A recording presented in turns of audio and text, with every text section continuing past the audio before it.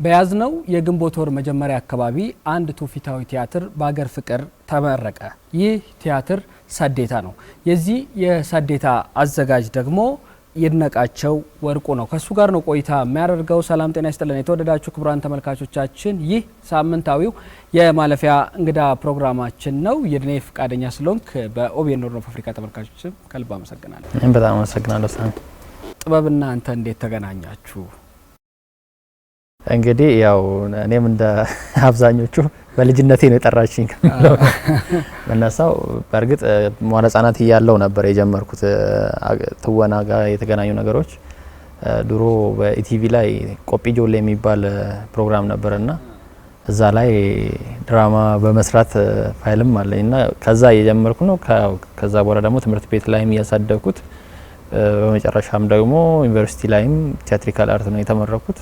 በዛው ነው ከልጅነት ጀምሮ የመጣ ነው። በልጅነት እንግዲህ ሰዎች የሆነ ነገር ሲጀምሩ የሆነ መነሻ ይኖራቸዋል ወይ የሚመለከቱት ሰው ይኖራልና በቲቪ ከመመልከት ነው ወይስ በአቅራቢያ ካለ ሰው ነው ተጽዕኖ መጥቶ ወደ ቲያትር የገባው? እውነቱን ለመናገር ያኔ ከዚህ ነው የምለው ነገር አይኖረኝም። እንዳልኩ መዋለ ሕጻናት ላይ ስለነበርኩ በቃ ፍላጎቱ እንደነበረኝ ብቻ ነው ማስታውሰው። ግን ልጅ ሆኜ በጣም ብዙ ማደንቃቸው መወዳቸው መከታተላቸው ፕሮግራሞች ነበሩ። ግን እንዳልኩ መዋለ ሕጻናት ላይ ስለነበረ ይሄ ነው ከእንትና አይቼ ነው የምላቸው ነገሮች አላስታውስም። ግን ከጀመርኩ በኋላ ግን ብዙ ሰዎችን እንደ አርያም እያየው እነሱንም ደግሞ እየተከተልኩ ያደግኩት ሰዎች አሉ። ግን መጀመሪያው አላቅም ተፈጥሮ ይሁን አላቅም፣ ግን እድሉን ስላገኘውም ይሁን የጀመርኩት አላቅም። ግን እዛ ውስጥ ነው ከጀመርኩ በኋላ ነው ያን ነገር እንግዲህ ከመዋለ ሕጻናት ጀመርክ። የሆነ ሰዓት ላይ ምናልባት የጥበብ እድገታችንን የምንመለከትበት እንደ መነሻም የምንይዛቸው ጊዜያቶች ይኖራሉና የቱ ጊዜ ነበር አንተ በጣም ወደ ቲያትር ወይም ወደ ኪነ ጥበብ አደላው የምትልበት ጊዜ? እንዳልኩ ከልጅነት ነው የጀመርኩት። ግን ሃይ ስኩል ላይ የነበርኩበት ጊዜ ብዙ ጊዜ እንደዚህ የሴቶች ቀን የአድዋ እንደዚህ በዓላት ወይ ደግሞ መንግስታዊ በዓላት የሚሆኑ ሃይማኖታዊ በዓላቶች ሲከበሩ በመስራት ቸርች ውስጥም ደግሞ ሃይማኖታዊ ድራማዎችን በመስራት ሞር ሃይ ስኩል ላይ እርግጠኛ እየሆንኩ መጣሁ ወደ ቲያትሪካል አርት መማር እንደምፈልግና ያ ጊዜ ይመስለኛል በደንብ በቃ እንደ ጎል ወይ ደግሞ መሆን የምፈልገው ቢወሰንኩበት ሃይ ስኩል ላይ ይመስለኛልና ከዛ በኋላ በቃ እያደኩ መጣ። ዩኒቨርሲቲም ደግሞ ድል ሲመጣ ወደዛው ተቀላቀልኩ። በዛ ነው የመጣው። ቲያትሪካል መርጣል። ቲያትርን ሲመርጡ ሰዎች አንድም ዳይሬክቲንግ፣ ሁለት ትወና፣ ፊልም፣ ቲያትር ብሎ ይለያሉና አንተ ወደ ቲያትሩ ጎራ መጣል ለምንድን ነው? እንግዲህ ቲያትር ማዘር ኦፍ አርት ይባላል። አርት ሁሉ እናት ነው የሚባለው። ከዛ በላይም ደግሞ ለነፍስም ቅርብ ነው ቲያትር። ለምን ፊት ለፊት ነው በቃ ውጤቱንም የሚያመጣውን አውትካም ሙሉ ለሙሉ ፊት ለፊት ነው የምታገኘው።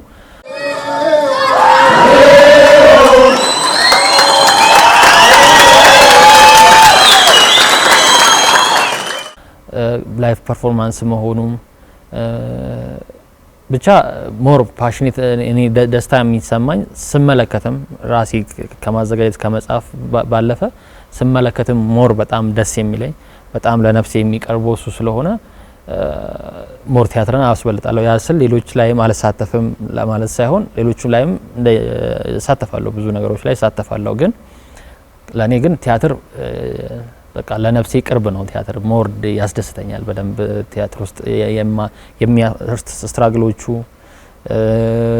በቃ ከፕሪ ፕሮዳክሽን ጀምሮ እስከ ፕሮዳክሽን ያሉት ነገሮች ደስ ይላሉ። ከዛ በኋላ ደግሞ እድገቱንም ውድቀቱንም እያየህ ነው የምትቀጥለውና የሰው ልጅ ህይወትም ደግሞ ፕሮግረስ አይደለ ያለው በቃ ያ ነገር ሞር ያስደስተኛል። ፊልም ሲሆን ተቀርጾ ኤዲቲንጉ ምናምን ከተሰራ በኋላ እንደሚወጣ እርግጠኛ ነኝ። መድረክ ላይ እንኳን ሆኖ ማይታመንበት ነው ቲያትር። ምክንያቱም እንዳነሳው ቀጥታ ላይ የሚተወን ነው፣ ሰዎች የሚመለከቱት ነውና ከሳዴታ በፊት ዳይሬክት ያረካቸው ወይም የጻፍካቸው ቲያትሮች አሉ? አዎ፣ የመጀመሪያ ቲያትሬን ራሴ ጽፌ ያዘጋጀሁት በብሔራዊ ቲያትር የተመረቀ የመጀመሪያው የአፋን ኦሮሞ የአንድ ሰው ዋን ማን ሾው ሰርቻለሁ። ሴዳሙታ የተሰኘ እሱ የመጀመሪያ ስራዬ ነው፣ በድርሰትም በዝግጅትም ማለት ነው። በጣም አሪፍ ኤክስፒሪየንስ ያገኘውበት በጣም ከብዙ ሰዎች ጋር የተዋወቅኩበት ኢቭን ለአሁን ለሰራውት ለሰዴታም ደግሞ መነሻ ወይ ደግሞ መንገድ የሆነኝ ስራ ነው። ከዛ በመቀጠል በጽሁፍ ደረጃ ብዙ ቲያትሮችን ፌጄ ላይ ያሉ ለመስራትም ፕሮሰስ ላይ ያሉ አሉ። ግን በዝግጅት ሁለተኛዬ ነው ሰዴታ። ግን ከዛ በፊት በሲዳሙታ የተሰኘ ቲያትር አለኝ። አብዛኛውን ጊዜ ከትምህርት በኋላ በማስተማር ላይ ነበር ያሳለፍኩት።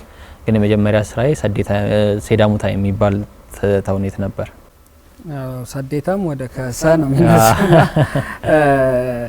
የአንድ ሰው ተውኔት ነው። ድርሰቱን እንዴት አሰብከው? ምክንያቱም በአማርኛ አለ፣ በአፋን ኦሮሞ የመጀመሪያው ነውና አንዳንዴ አዲስ ሲሆን ሰዎች ለመሞከርም ይፈራሉ። አቀባበሉስ እንዴት ነበር? እንዴት አሰብከው? እንዴት ሰራው? እንዳልኩ በማስተማር ውስጥ አልፌ ያለው በትምህርቱም ውስጥ አልፌ ነው የመጣሁት። እኔ አንድ ማምኑ ነገር አለ። በቃ ብዙ ጊዜ የሆኑ ጄኔሬሽኖች ይነሳሉ፣ የሆኑ ነገር ይሰራሉ።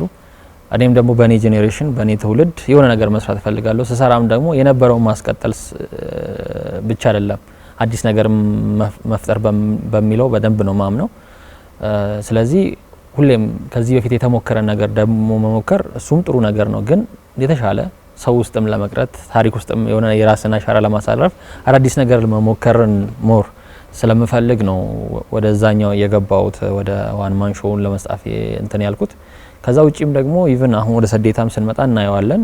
ኢቭን ሰዴታ ላይም አዲስ የሞከርነው ትሬንድ አለና አስማች አስ ፖሲብል የተሻለ ነገር አዲስ ነገሮች በየሙያ እዚህ ላይ ይሄ ተሞክሯል፣ እዚህ ላይ ደግሞ ይሄ ተሞክሯል የሚል ነገር እንዲነሳ ፈልጋለሁ በእያንዳንዱ ስራዎቼ ላይና ያንን ቲያትር አስተምርበት ከነበረ አባላት አክቲንግ አካዳሚ ምሩቅ ተማሪ ጋር ነው የሰራ ነው።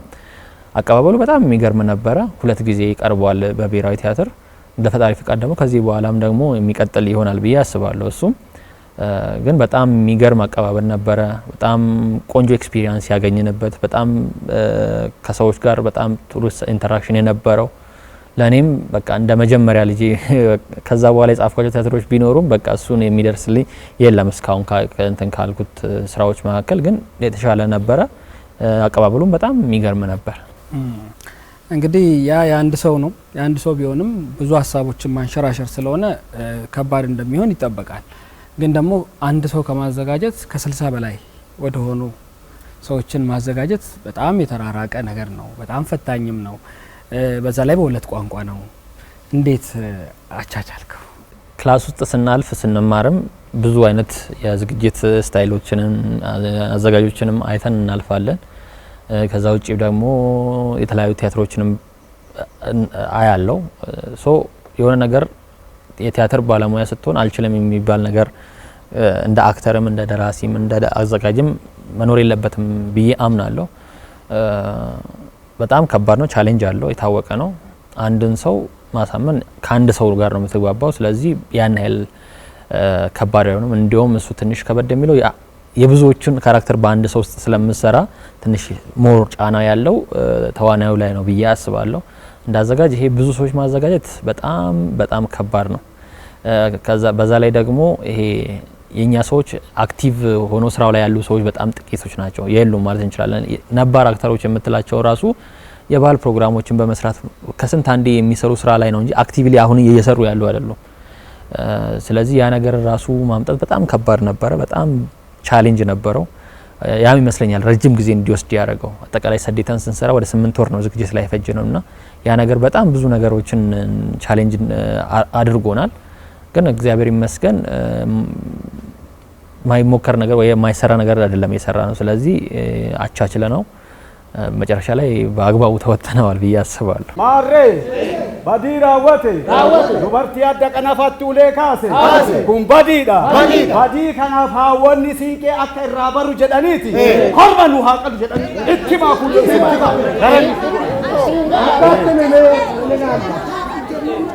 አሊ ወይ ከማታ ይሳፍዳ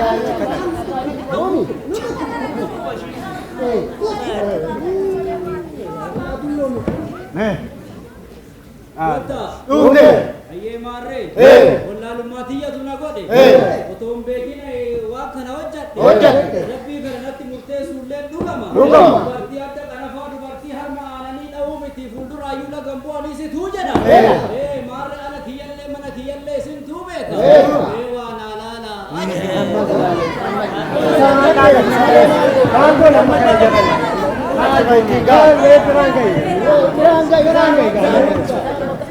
Kota Marre Badi hojjadhe balleesseera dubartii adda qanafa harka kaasuun kiyya badiidha badii balleesse hormi qabus kanuma ka ijoollee itti horadhus kanuma lafti kiyya sagabuu bula ijoolleen tiyya sagabuu bulti laalaalaa jedheera mee laalaa የህዝቡ መቀባበል በጣም ጥሩ ነበረ።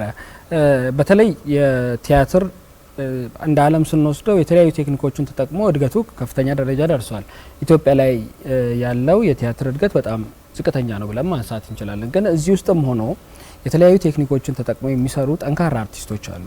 ልክ እንደዛ ሁሉ እናንተም የሞከራችሁት በተለይ የሻዶው ከዚህ በፊት ያልተለመደ ነውና ያንን ማካተታችሁ ምን ያህል ሀሳቡን እንድታንሸራሽሩ እንድታደርሱ አግዟቸው?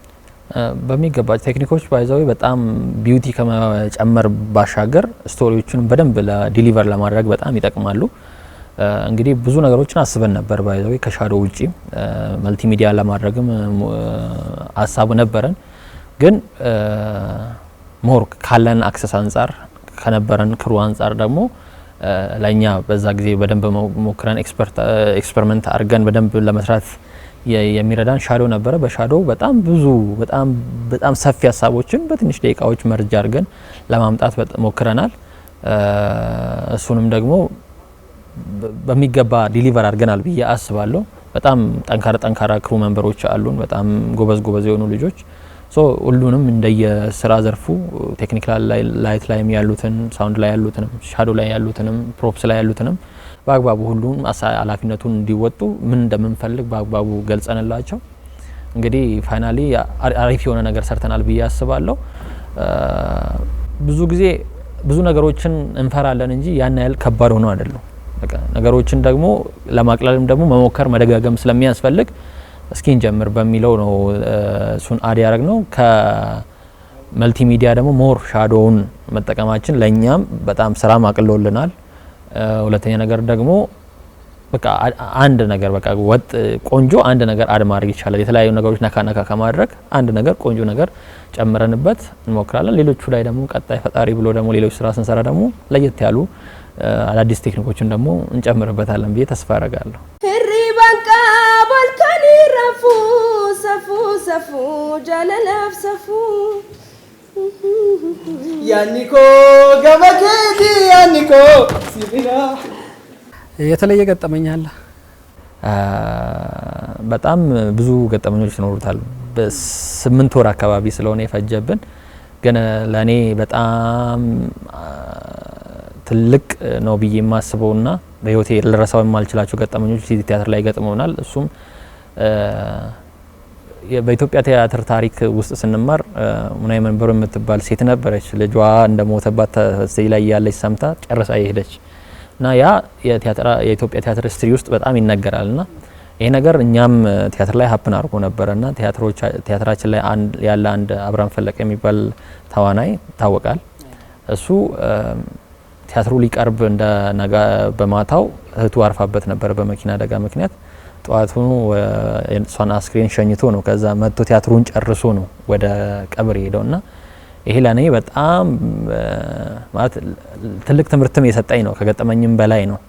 እኔ በሆነስ ያን ነገር ወጣዋለሁ የሚል ነገር ያስነሳል። ምን ያህል ለሞያው መቆየት ብቻ ሳይሆን ምን ያክል ደግሞ እዛ ውስጥ ዲሲፕሊኑን እንዳሉ የሚያሳይ ነውና ለኔ በጣም ትልቅ ከባድም አስተማሪም በቃ መቼም ልረሳው የማልችለው የኦሮሞ ታሪክ የቲያትር ታሪክ ውስጥም ደግሞ የሆነ መቼም ይረሳ የማይችል ገጠመኝ ነው ያ ነገርና አብርሽንም በዚሁ በጣም ቴንኪዩ ማለት ፈልጋለሁ። ትልቅ የስነ ልቦና ጥንካሬ ነው። ምክንያቱም በተለይ አንዳንዴ እንዲህ አይነት ገጠመኞች ይታለፉና ሳይነገሩ ለሌሎች መማሪያ የሚሆኑበት እድል አናሳ ይሆናልና ነውና እስቲ ለአንተ በጣም የምታደንቀው የቲያትር ዳይሬክተር ማለት ነው? እውነቱን ስነግር ያው ባለን ልክ ነው ሰዎችን የምናደንቀው፣ ባለን ልክ ነው ሰዎችን ስም የምንጠራው። እንግዲህ እዚህ ሀገር ውስጥ በጣም ብዙ ቆንጆ ዳይሬክተሮች አሉ። በጣም የሚገርም ስራ የሚሰሩ ዳይሬክተሮች አሉ። እንግዲህ ካዩዋቸው እኔ ብዙ ቲያትሮችን አይቻለሁ ብዬ አስባለሁ። ግን ያን ያህል እንደ አክሰሱም ብዙም እንትን ስለሌለ ብዙ የምትለው በቁጥር ደረጃ እንደዛ ባይሆንም አይቻለሁ። ግን ዳግማዊ አመለወርቅ ፈይሳን በጣም አደንቀዋለሁ። የሱን ቲያትር የቃቂ ወርዶትን ነው መጀመሪያ ከሱ ስራዎች ውስጥ ያየሁት። ደጋግሜም አይቼዋለሁ እሱም ስራ በጣም በርካታ ሰዎች የሚሳተፉበት ስራ ነበረ። በጣም የሚገርም አዘጋጅ ነው። ስፔሻሊ ትወና ላይ የሚሰራ ዳይሬክት ሲያደርግ በጣም ሞዶና ማደንቀው አዘጋጅ ነው። ዶክተር ተሻለም ደግሞ አለ። እሱ ደግሞ ሞር ደግሞ ቴክኒካል ነገሮች ላይ በጣም ማደንቀው ዳይሬክተር ነው። አንዳንዴ እንደውም አስባለሁ ሁለቱ አንድ ስራ አንድ ላይ ቢሰሩ አስባለሁ። ለምን ሁለቱም የራሳቸው የሚገርም ኳሊቲ ስላላቸው እንግዲህ ሁለቱን በደንብ አደንቃቸዋለሁ። ብዙ ጊዜ የኛስ የሚል ነገር ኦሮሚያ ላይ ስለምሰራ ወደዚህ የሚል ነገር መነሳቱ አይቀርም። ግን እውነቱን ለመናገር እስካሁን ፕሮፌሽናል የሆነ ቲያትር በኦሮሚያ አላየውም። እንግዲህ በዩኒቨርሲቲ ያለው አባመኮ የሚባሉ ቲያትሮች እንደተሰሩ አውቃለሁ። ግን የማየት እድሉም ያን ያህል አልነበረኝም። ስለዚህ ካየዋቸው ግን እነዚህን ሰዎች አደንቃቸዋለሁ። ሳዴታን እንግዲህ ብዙዎች መጥተው ተመልክተውታል፣ አሁንም እየተመለከቱት ይገኛልና ምናልባት የምታስተላልፈው መልእክት ካለ የምታመሰግነውም ሳዴታን እንዲመለከቱም ተመልካቾችን መጋበዝ ትችላለህ። እሺ እንግዲህ ሳዴታ ቲያትር እንግዲህ ግንቦት 2 ላይ ተመርቋል። በየሳምንቱም እሁድ 8 ሰዓት በሀገር ፍቅር ቲያትር ቤት ይታያል። ሁሉም ሰው መጥቶ ማየት እንደሚችል በዚህ ማሳወቅ ፈልጋለሁ። እንግዲህ ይህን ስራ ስንሰራ በጣም ብዙ አካላት ደግፈውናል። እነሱን አለማመስገን እነሱን ስም አለመጥራት ስለማይቻል መጀመሪያ ላይ ይሄን እድል የሰጠን የአዲስ አበባ ቲያትር ቤቶች አስተዳደር ድርጅት በጣም ላመሰግናቸው እወዳለሁ። ከዛ በመቀጠል ደግሞ ከመጀመሪያው ጀምሮ እስከ መጨረሻው አብራኝ የነበረችው እህቴ ደራሲዋ የውብዳር ልዑልን በደንብ ማመስገን እፈልጋለሁ። እዚህ ስራ ላይ በድርሰት ብቻ አይደለም እንደ ረዳት ዳይሬክተርም ሆነ እስከ መጨረሻው ድረስ አብረን ነበርንና እሷ ትልቅ ምስጋና አቀርባለሁ። ከዛ ውጪ ደግሞ የሳዴታ ቴክኒካል ክሮችን ሁሉ እስከ ሳውንድ ጀምሮ ከላይት ጀምሮ ከሻዶ ላይ ከተሳተፉት ሁሉንም ማመስገን እፈልጋለሁ። ይሄንን ስራ ደግሞ ሰው ጋር ሲደርስ እንግዲህ እንዲደርስ በስነ ስርዓት ሰው ጋር ዲሊቨር እንዲሆን ላደረጉት ተዋናዮች ለሁሉም ምስጋናዬን ማቅረብ እፈልጋለሁ። እንግዲህ ሁላችሁም የማለፊያ ፕሮግራም ተመልካቾች እሁድ ሁሌም 8 ሰዓት በአገር ፍቅር ቲያትር ተገኝታችሁ ሳዴታ ቲያትርን እንድትመለከቱ ጋብዛለሁ። በመጨረሻም ሳሚ አንተም አመሰግናለሁ። እጅግ በጣም እናመሰግናለን። ፈቃደኛ ሆነ ረጅም ሰዓት ሰጥተህ ከኛ ጋር ቆይታ ስላደረክ በኦቤን ወርዶ አፍሪካ ተመልካቾች ከልብ አመሰግናለሁ። እኔም በጣም አመሰግናለሁ። ጃርሶሊ ቢያደጅ ማረሰፉ ማን ወረሰፉ በይደቡ አዩ ወረሰፉ በይደቡ ጀረል ዱቢቱ ዱቢ ካሰ ጀደ ጃርሱማ ጀና ዋያደ አሪ ከጀሎ ቦገልገል ማል ዋንሳስ ዶተና ኦቦቦን ሳሞ ሎ ዋንሳ ከሎት የለገላ ዴደኒ እንስ በረደን ገዳ ዳንጋ ደርቤ ለፈቆነ ጀላቆ ተጀዴ ሲቆመጣ ዱቢንቱ መያገምዱጋ ማል ያቦ ኦጋዴራ ነቤክ ተምቲ ማል ሲቤ ከዱጋ አና ዋነማ ቱቄ ዋነማ ትቦኤን አገርቴ ቤክታው ኦቦ ገላቶኒ ለዋንዱ ኩኒን ታው እንዲ ገኘ ኦቦ ገልገሎ ቤክና አደረ ሲኒ መርማ ያከስ Daruan bodu pituri da debi ka tuanta tef sigabe. Bale hobo ሳሞ ሚራ ከሰቀሉ ወመዲቆ ኮልፌስ ለና ቤካ ክቡራን ተመልካቾቻችን እየተመለከታችሁት የቆያችሁት የማለፊያ እንግዳ ነበረ። የተገኘነው ሀገር ፍቅር ቲያትር ነው። እዚሁ መድረክ ላይ ድንቅ የሆነ በሁለት ቋንቋ የተዘጋጀ በአማርኛ በአፋን ኦሮሞ ውህድ ሆኖ የተዘጋጀ ሳዴታ ቲያትር የተመለከትንበት መድረክ ነው። ተገኝተን ዳይሬክተሩን ይድነቃቸው ወርቁን እንግዳ አድርገን አብረን ቆይታ ያደረግነው እናንተም ከኛ ጋር ቆይታ ስላደረጋችሁ ከልብ እናመሰግናለን። ሳምንት በሌላ እንግዳ የምንመለስ ይሆናል። የሳምንት ሰው ይበለን። ቸር ሰንብቱልን።